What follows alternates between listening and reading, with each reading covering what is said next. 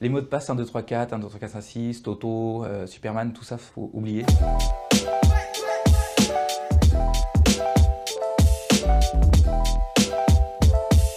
Que fait un pirate pour pirater un compte? D'abord, il essaye les mots de passe les plus utilisés et s'il le trouve, c'est fini pour vous. Un bon conseil pour faire un mot de passe solide, c'est d'arrêter de penser mot de passe et penser phrase de passe. Si je fais je suis chez Brut pour répondre à une interview, avec des majuscules, des espaces et un point d'exclamation à la fin, ça fait une phrase de passe extrêmement facile pour moi à retenir, extrêmement compliquée pour un pirate à essayer de craquer. Il ne faut jamais utiliser le même mot de passe pour tous vos comptes parce que si vous avez utilisé un mot de passe pour vos comptes Uber et pour tous vos autres comptes, si votre compte Uber se fait pirater, et ben, tous vos autres comptes se feront assez facilement pirater.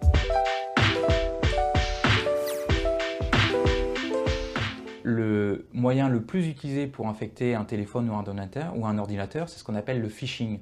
On clique sur un lien et le lien vous renvoie vers un site malveillant, vous faites télécharger un logiciel malveillant. Une bonne pratique, c'est si je ne connais pas l'expéditeur, je fais attention. Et ce qu'on peut faire également, c'est copier l'adresse du lien et le coller dans un site qui s'appelle Virus Total, qui vous dira pour vous, sans que vous ayez à cliquer sur le lien, si le site est un site malveillant.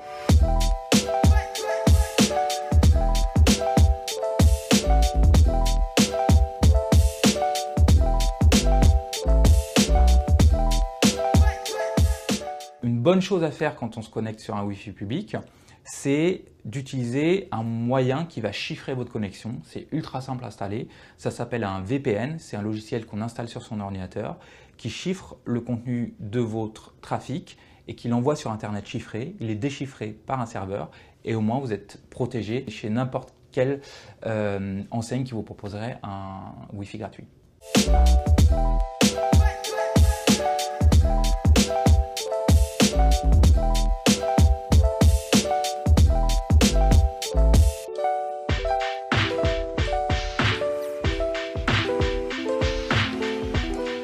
Sur Internet, quand vous naviguez, vous avez très souvent des publicités parce qu'il y a beaucoup de sites qui se financent comme ça. Ça pose un problème en termes de protection de la vie privée. Par exemple, si vous achetez beaucoup de choses via Deliveroo, il y a des sociétés qui s'appellent des resellers de données qui vendent vos données à d'autres sociétés qui sont des annonceurs qui vont vous publier de la pub. Sur la plupart des navigateurs, il y a une extension très bien qui s'appelle Disconnect. Et sur Firefox, la chance des utilisateurs de Firefox, c'est que par défaut, vous n'avez pas besoin d'installer d'extension. Tout est intégré dans Firefox. Vous pouvez juste cocher une petite option qui dit « Je ne souhaite pas envoyer mes données à des tiers pour affichage de publicité ».